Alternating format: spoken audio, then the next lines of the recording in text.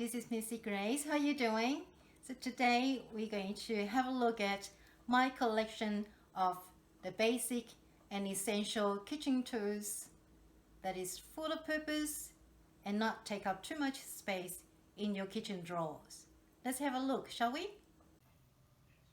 Okay, let's start from my favorite sturdy chopping board and a flexible cutting board that I can carry the cut item from benchtop to the stovetop easily. My favorite chef knife, Perry knife, bread knife, and the knife sharpener, peeler, kitchen scissors, and a multi-purpose can opener, jar opener, and this little tip here will be quite easily pull the ring from the can.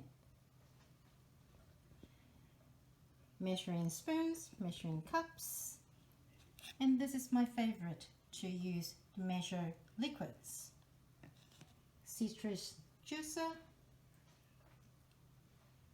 spatula, tongs, whisk, soup ladle, slotted spoon, measure, ice cube holder that can store herbs and things in the freezer, graters that I can use for different purpose like grating nutmeg, ginger or carrots, a jar for me to mix the salad dressing easily, and containers to store things that I can see what's in it, mixing bowls, small, medium, large,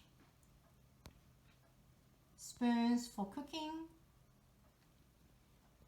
colander to drain things, a sieve also to catch the things I need from the tin quickly and run it through the running water. My favorite salad spinner that will keep washed, dry salad leaves not soggy. Good quality cotton tea towel, not only for drying things but also good for rolling wraps and cake. A good cork to hold hot items such as hot pot, so it's not going to damage the bench top. So these are the ones that I use frequently. One tip is to invest good quality items that you will use for a lifetime. Next week we will talk about cookware and bakeware that you will need in the kitchen. So until next time, be well, be happy.